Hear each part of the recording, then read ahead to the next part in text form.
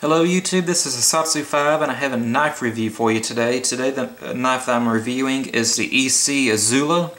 And before I get started on the review talking about my own opinions and thoughts on the knife, I want to get the stats out of the way.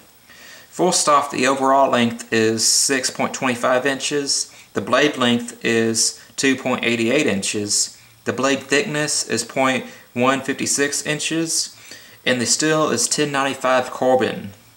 It weighs about 2 ounces without the sheath, and it has a powder coat finish, flat grind, and the blade width is 1 inch. And it comes with an injected molded sheath. Now, one of the first things you'll notice about this particular knife is that it's in blaze orange, international orange, safety orange. It's a high visibility orange color. You can only get this color of this knife at knifeworks.com. And I chose this color because when I'm ever out in the woods using this knife as a utility knife, as a skinning knife, what have you, if I were to drop the knife, it'll make it more easily located, and it'll make it more likely for me to recover the knife after being dropped. Nothing against the neutral colored knives that we all love, like black, camouflage, tan, OD. Those are great looking knives, and they're good if you want to be camouflaged. But I find if I drop a neutral colored knife, it makes it a little bit more difficult to recover. So that's why I picked this knife. Also, the injected molded sheath has a few pros and cons. First off, the pros is that it snaps into place. When you put the knife in a sheath, it makes a loud snapping noise, and it's retained in there. It's not going to come out if you're running, jogging. If you grab the sheath and swing it, the knife's not going to come out. It's only going to come out when you physically pull it out, which is always a great thing. But this knife is advertised as a concealed carry knife, which I really don't consider it a concealed carry knife.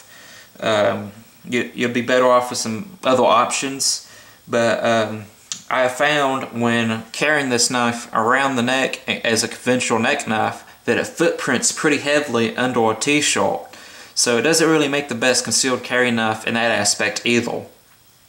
But the way I fixed this is I put a little bit longer gutted paracord strand through the hole, and I wore it across the shoulder under the armpit, and I find that it doesn't footprint when wearing it in that fashion. Some other people carve up that sheath a little bit to make it a little bit slimmer, but I found that carrying it my way works out pretty well for me. Now, I mentioned that I don't consider this a concealed carry knife. The two capacities I do see this knife being used as is an EDC fixed blade and a kit knife. Now, I've used it both ways. When I first got this knife, for the first 3 or 4 weeks, I EDC'd this knife religiously, and it worked just fine. I did all the cutting tasks that I wanted to perform. By the way, this is a stout knife, and it still comes razor sharp. I mean, shaving the fine hairs on your knuckles sharp from the factory. So it performed all the cutting tasks I needed to perform, opening up packages, sharpening pencils, so on and so forth. It did them very well. Now, I also camped with this knife. It wasn't my exclusive knife that I carried with me when camping, but I did test it out on a prolonged carving task. And as is expected with a skeletonized handle like this, it did rub a blister into my skin when doing some prolonged carving tasks. That's to be expected. A good way to solve this is one, put a handle scale on it.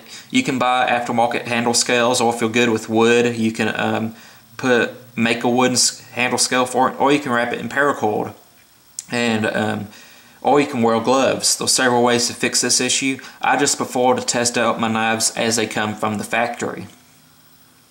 Now, Another use I see this knife being used as is a kit knife. And what do I mean by a kit knife? I mean when you buy those pre-made survival kits, how they always come with a cheap knockoff Swiss Army knife or some other cheap photo. Toss that knife and put this knife in there. This would be a good survival kit knife or a backup knife. It also will make a good first aid kit knife where you can put in your first aid kit in case you have to do some cutting. I've performed some home surgery before myself. It's not fun, but it is possible. I didn't do it with this knife, but this knife is sharp enough to do it. Also, another downside to the sheath, something that I came across when I was turning this into a kit knife, is that this sheath won't let it fit into the opening of a Nalgene bottle.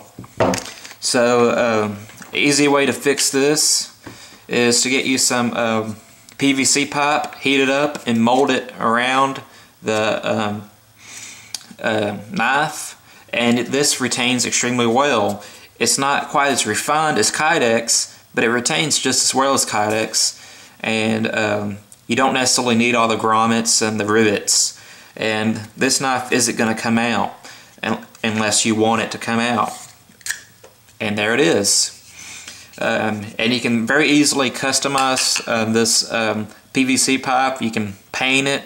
You can drill holes in it to accept some gutted paracord or some regular paracord.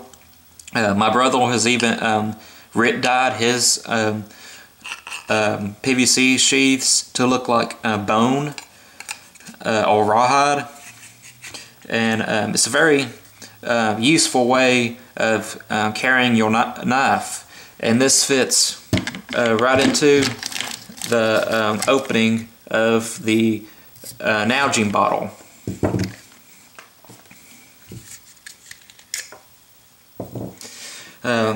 This knife is made out of 1095 carbon, so it will rust on you, be aware of that, but it also comes very sharp from the factory, and it's easy to resharpen.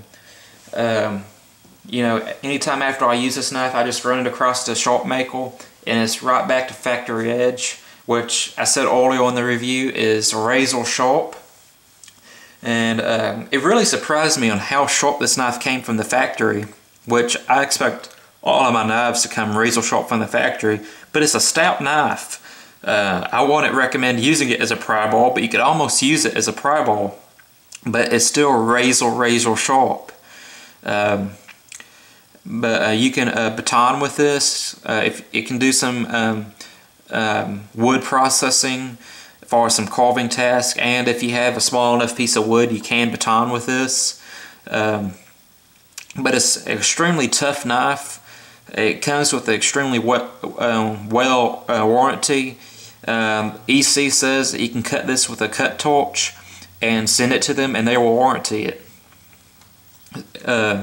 Some other pros to this knife is that it is made in America, so if you're looking for an American-made knife, here's a home run for you. You can get this particular knife, the Blaze Orange Knife Works exclusive, for $45.95 without shipping and handling at knifeworks.com. Again, just to go over the review, just to hit some key points. Comes razor sharp from the factory. Great kit knife, great EDC fixed blade, and to me it's well worth the price. I'm Esee Izula. I hope you enjoyed this review, and I'm out.